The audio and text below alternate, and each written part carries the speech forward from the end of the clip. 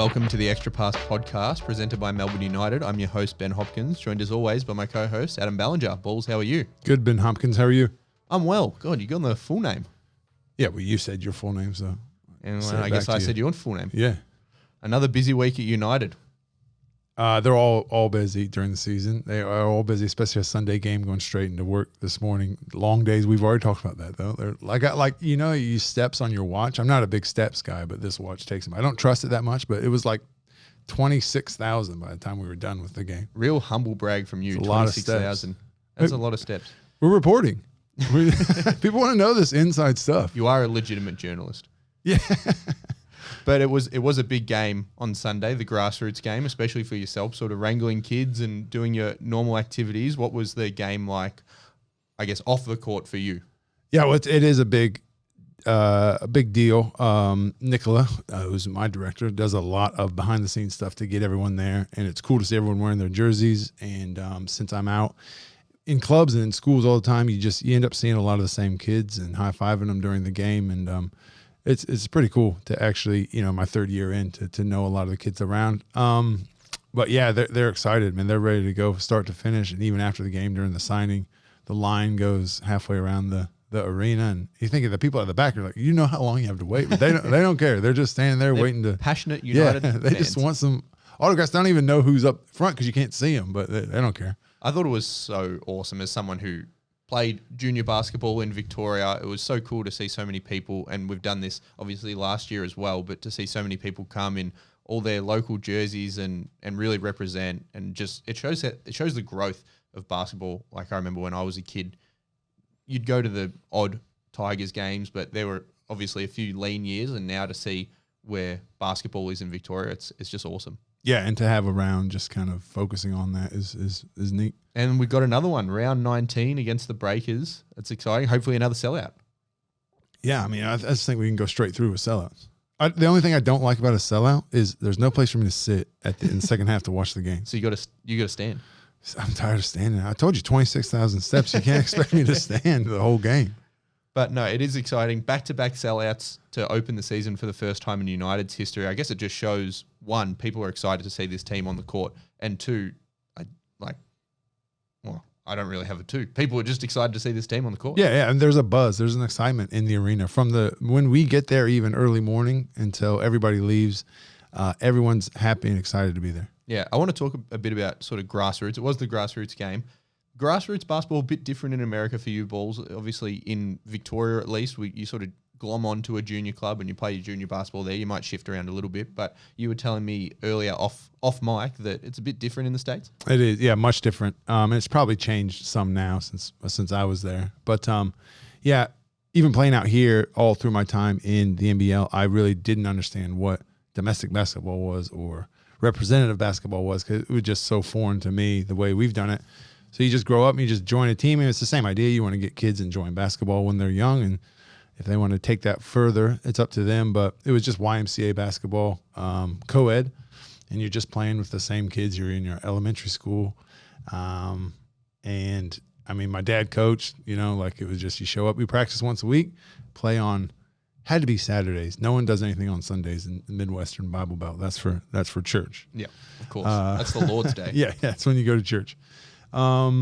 And it just, I remember it fondly. Like I can remember walking into the gyms, when it's snow outside, everybody's stomping the snow off their feet at the same place. And it's of course you remember it fondly. Your dad was the coach, so you were getting all the plays called for you. He was not, he was mean. He could be mean. Shout out Mr. Ballinger. No, he's an incredible dad and coach, and he coached his whole life, coached a lot of baseball, but he never sugarcoated things for me, really. He would tell me what I needed to hear. Did he have you out on the diamond as well? Oh, that's a sore spot with him. I remember telling him the day, I quit baseball. I was good for a year, for 1 year, probably in middle school, let's say 6th grade. I don't know. I was good for that year. The next year, I got mysteriously scared of the ball. I got no hits for the season. The next year, I had to move up and against these teenage kids who could look like they were throwing the ball 100 miles an hour. And I did not want to go. It got up to the day where you got to go try out. And I said, Dad, I'm not going. He tried to drag me out the door, and then that was it. I mean, you can't do it if your kid doesn't want to go. You can't do it. That was the end of my baseball career. Gosh, it's a hard sport. They just piff the ball so hard. Yeah, and when they're on that mound, and when they're like 3 years older than you, They already have hit. They've already matured. We'll put it that way. It's scary. Well, you're a big unit. Surely you could hit a few dingers. I did. I hit a couple. I told you that one year I was good. I think I hit 2, and that was my. Wow. Yeah, I know. You could have been in the show, man. No, you're not, if you're scared of the ball, they won't let you. They won't let you get in the draft. Well, at least one sport you weren't scared of the ball in was basketball, and we should talk a bit about basketball. Obviously, not the result we wanted out of Sunday's game. United going down by 5 to the JackJumpers in the Grassroots game. Let's get into it a little bit. It was an up and down game. It was sort of similar to United's first 2 games, especially in that first half. It was a grind, low scoring affair, really back and forth. What did you see out of it? One guy who really impressed me was Ariel, again, just active. He had a career high 15 points. He's, affecting shots around the rim. What was your way of seeing it? Yeah, I mean, that career high is only going to go up. Yeah, like you said, he's super active, and just the pick and rolls and him rolling in some of those picks. And who's the little fella for Tasmania? Jordan Crawford. Yeah, trying to stop his roll was kind of funny seeing that difference there. But actually, they played together. Did they really? Yeah, I'm pretty sure they played either in Lithuania or Germany. Yeah, yeah. But I mean, the way he's rolling, and any chance you get, you just put it up in the air, and he's going to go get it and dunk it. I mean, we were never going to undefeated. No one expected that. At the beginning of the season, teams are trying to gel, teams are trying to figure things out. You're trying to get rotations down, and it happens. You lose some games you shouldn't. You win some you shouldn't. And it's just about today's a day of reflection, I'm sure, by the team, and they're going to move on pretty quickly. Yeah, another guy who made his debut, a former guest of the show, Ian Clark, got on the floor, knocked down a few free throws, hit some shots. What did you see out of him in his debut for United? I see. He's a competitor. He can play. Obviously he's played in the NBA. He's done a ton of things. So I don't think he was too nervous and is probably excited for his first game. But you just saw him get it going a little bit in the second half, I thought. And he just looks like a guy that can just go off with kind of like CG. He's a guy that's always there waiting, and at any time of the game, if he gets the right pass or he gets the right opportunities, he's going to get 10, 12 points, and the game's going to be a blowout. Obviously, it's an interesting way, and Dean spoke a bit about it after the game in terms of his rotations and who's getting touches and who's getting shots. There's so much talent on this team that it's a real challenge for Dean to find who to play at the right time and who should get those shots. You've played on some really talented teams. What was that like trying to find that right balance, especially early in the season? Yeah, and that's part of the growing pains of the team. Every coach says it's a good problem to have. Too many guys who are too good at too many things. But roles do need to start forming a little bit, and it's not someone's going to miss out. There's only one ball. There's only so many shots to get in a game. That's just something. A lot of those things after 5-6 games, they work themselves out. Who's playing well is obviously who's going to play the most, and it's not always something that's obvious. It's not always them scoring baskets. It's defensive rotations and hustle and how they are in the locker room and things like that. But yeah, I mean, as a coach, especially when you like all your players too, all these guys are good guys. You don't want to look down the bench and see guys who are just like who are dying to get in. And there's not enough time for everyone, but they usually work themselves out. Yeah, and especially I feel like just having an unselfish group. This is a thing that I know Dean has drilled down on, and everyone in the team is really happy with, in terms of everyone's happy to get their shots in the flow of the offense and no one's really hunting it. How important is that to have, let's say, a guy like CG who might be on a roll, might be hitting shots, but then come the second half might be content to work as a decoy and help open up things for other players? Yeah, I think, those things kind of happen. Like I guess content is a good way to put it, but like if the ball's rotating to him, he's always going to shoot him. He's open, and he always should. But it's the sort of thing of just finding the best shot. Yeah. The ball's going to the ball will find you eventually, but sometimes you get, like first half was, and maybe they adjusted in the second half. They just didn't leave him at all. I don't know. I mean, these are things you got to work out, and these are things that when you're winning, everyone's way more like ready to give up some shots and give up some opportunities for the win, and because everybody's in a good mood and no one's the reality of it, no one's job's online or anything like that.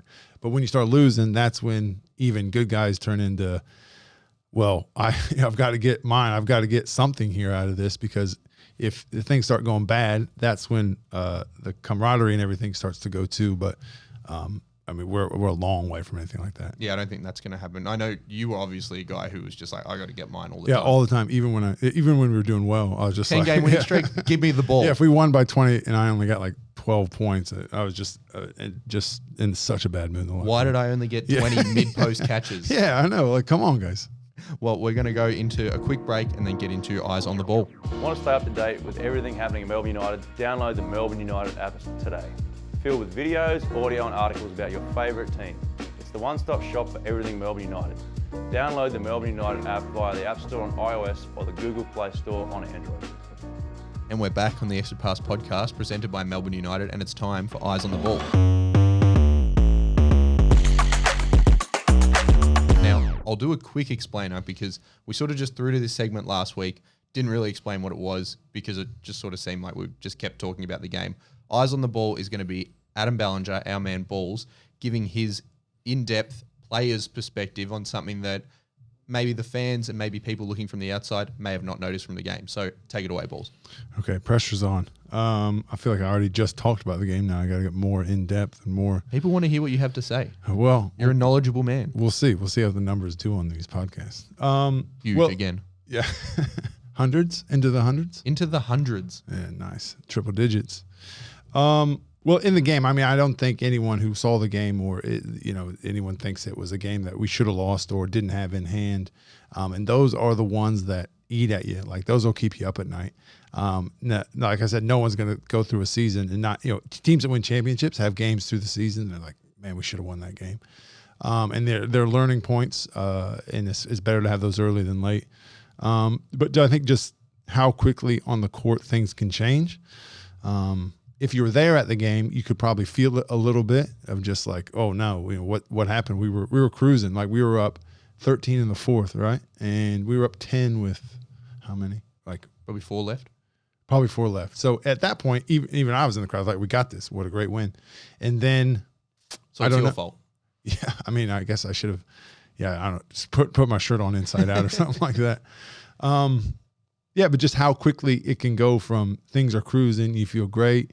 Not that anyone thought, oh, we got this one in the bag, we can stop playing. But suddenly things started to come hard. Like you miss a couple easy shots or you miss, I don't know, a couple turnovers. And then all of a sudden Tasmania's creeping back in.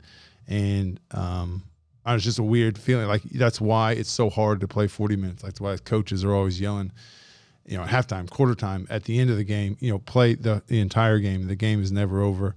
And I don't know, once it kind of slips out of your hands, it's hard to get back. We couldn't quite get it back and just get that one extra bucket we needed to stop Tasmania from, their momentum coming. But I think that's one thing I saw, but also anyone who even didn't play basketball could have also seen. So what do you think, Ben? Do you agree? Well, I think obviously when it did change and when Milton Doyle got on a run, I thought we actually did a really good job of defending Milt throughout the game. He goes 10 for 26. And if you get to the end of the game and say, hey, you're going to hold Milton Doyle to 10 to 26, you're probably going to be happy-ish as a coach. That still means he's got at least 20 points. But we forced him into a lot of shots he maybe didn't want to take, forced him into a lot of tough shots. So there is something to be happy with there, but in the sense when he's knocking down those big shots, it's just really hard to stop. I guess I don't have a professional player's experience like you, but that were the thing. Excuse me. Those were the things that I noticed. But he's just a great player. Like he's obviously an MVP candidate, and he's a player that has success against any team around the league. I want to know from you when you feel those moments in a game, and obviously you're in an environment where there's 10,000 people there and the pressure is on. Playing professional sport in any means is a high pressure environment. What does that feel like, and how do the best teams avoid those moments, and how do the best teams, I guess, get to those moments and make a change or make a shift? Yeah, I think, as a coach, those are times you're calling timeout. You see it all the time. Coaches call timeout to try and stop momentum. But then this is where the through playing and figuring out people's roles, when it comes down, like everybody can share the ball, everybody can get a bunch of shots, everybody can be playing well and hitting shots. But when it gets to crunch time, usually you would have a player or a play that you go to that you feel really comfortable with, and in those moments takes the ball and says they're not necessarily going to score, but they're the one that's calm with the ball. They're the one who's running the play and getting it to the right spots. And maybe that's what we're trying to figure out still. You know, I don't know. I'm not in the huddles either. I'm not around the team. But that will come with, as the season goes, I think, is those kind of crunch time situations, finding the guy who's going to have the ball in those and who the whole team is behind and is confident in, and that kind of settles everyone down. And then you get that. Like, I mean, literally, it was one basket. We needed one thing to fall, one thing to go better, and they would have had no chance of coming back. Yeah, and I think that's something that's so exciting when you look at the rest of this season and you have Ian Clark, who's obviously just played his first game. You have Chris, who's shown it his entire career. You have Delhi, who's shown it across his entire career, especially his first year with United. And then I think an easy piece for people to forget about is Joe Luala-Chul Jr., who hasn't played a game yet, but we've both seen him on the court. He's back to full practice and he's working his way back. He looks like a killer. And he's a guy that in his last season here, I remember vividly a back and forth throwdown against Southeast. And when we needed a bucket, he just takes it down the floor, absolutely yams it on Joe Chi, and we get a big road win at John Cain Arena against in a throwdown. So I think it's so exciting that Dean has all these options that he can turn to down the end of games. Yeah, no doubt. I mean, there's nothing but positives around the team, even with that loss. I mean, you wouldn't want to be any other team in the NBL. And we're first place, right? Yeah, we are first place. We're first place. Number one in defensive rating. I was having a look. We got the best. I mean, obviously, defensive rating is probably going to change throughout the season, but if we held on to this defensive rating, it'd be the best in like 20 years. Nice. Let's just keep that going. Yeah, actually, do you want to just get on the blower to Dean? Just be like, hey, just keep playing defense like this. I'll have my weekly meeting with Dean about my thoughts on the team and what he needs to do. Well, I want to get your thoughts on, obviously, a big doubleheader coming up. Super important round for us. First, a Friday night road trip against Perth at RAC Arena. Can't speak. RAC Arena. And then we head home, another Super Sunday game against the Bullets, against Justin Schuler, a former assistant here, in his first trip back down to JCA to play against us. How important is this round to hopefully go 2-0 and potentially extend our lead on top of the ladder? Yeah, it's important. I mean, every round's important. I don't think this one is make or break in any way. You know, we could win both games and still have things to work on. We could lose both and still have things to work on. But, yeah, it's tough. Anytime you've got to travel to Perth, it's a long way, and then come back and back up at home. Yeah, I don't know. If you could choose, I don't know if it's better. I would probably choose to play home first and then do the travel to Perth. I don't think we have that choice. No, I don't think so either. Make But your call, balls. it's a tough game on a back end. No, actually coming back home, it is. I mean, the travel, it wears on you a little bit, and there is a bit of a time change. But these guys are in shape. They're not going to be tired, and they'd much rather be playing than practicing. Yeah, and one thing that's so exciting about that Perth game, which I'm going to that Perth game, I'm so excited. I've never been to Perth. Are you traveling with the team and everything? Yep. Another Lockie and I time. traveling with the team. Will you be doing like 4 more podcasts there without me again? No, we'll do this after the next round. I'm never going to go anywhere. You're traveling everywhere. Stop getting so insecure. I would love to be back on a plane traveling to a game. You've traveled enough over your career. Yeah, I miss it. But one thing that's super exciting is Luke Travers playing in Perth for the first time. Obviously, they've got a passionate fan base. What's it like when you are going into an environment where perhaps this is something that you experience playing in college, even going up against Michigan and going into environments where it's just like, man, the people are on you. What are those environments like? Yeah, I found it much harder younger to go into environments where you know they hate you. But I don't know. Is there any ill will towards Luke, do you think? Well, I think they're probably a bit salty that he came to... Hate might be a strong word. Yeah, they're probably a bit salty that he came to a club that's going to help him progress to the next level rather than stay with them. If it's a rivalry and you're going into the away game, it can be intimidating when you're younger. I found as I got older, it was something I really embraced and enjoyed. He seems pretty laid back. Yeah, he's a young vet. This is his 5th pro year. He's 22. Yeah. This is his 5th pro year. I know. He seems pretty laid back. And, I don't know. It could affect him. It is different if that's where you've always played and you're going back to see a lot of people and you've been around. I don't know. It's just how he's going to approach it mentally and then hopefully be ready for a backlash if there is, because if he's not, it could surprise him. But I don't know. He seems like too good of a guy to start booing. I reckon he's going to be ready for it. Yeah. Booing her and plus once he just hammers down a just like he yams dunks on so someone. easily. He dunks so easily. He just glides around the I court. know. He does Euro step. It doesn't even look like he jumps, and it's two hands hanging on the rim. Yeah, but maybe it's because he's just so much more aerodynamic. He cut the mullet. It's not as long, and It's not as long. He's just gliding. The resistance is down. The drag is down. I think it's a tattoo. He just needs more. I was thinking he should just get barbed wire, like all the way up both arms. Just be barbed wire mullet. Like that's his. Maybe you need to show him. Maybe just do like draw it on yourself and come in and be like, hey, I reckon this is a good look for you. It'd be a great look for him. Well, hopefully Luke has another great game both on Friday and both on Sunday. So 2 massive games. If you haven't already got your tickets to Melbourne United's home game, Super Sunday against the Brisbane Bullets, 2 p.m. What are you doing? Get in now. Is it sold out yet? It is not sold out yet, but I wouldn't be surprised if it heads on that way. Let's sell all but one. Leave a spot at the top for me. I like going up to the top, second half, sitting with the people and watching the game all the way at the top. But there's no spot. Like you look up from the bottom, there's not one spot. So I don't know. I have to stand and watch again. Maybe you need to get on the catwalk. Balls on the catwalk. Is that like above this? Yeah, like everything? little walkways up the Yeah, how do you get up there? I'll go up there too, but it's more steps. I don't know if I can handle it. Too many steps for Balls. Well, Balls, I'm super excited for another big week of United basketball, and hopefully everyone that's listening is excited too. Yep, enjoy the trip. I'll just be here.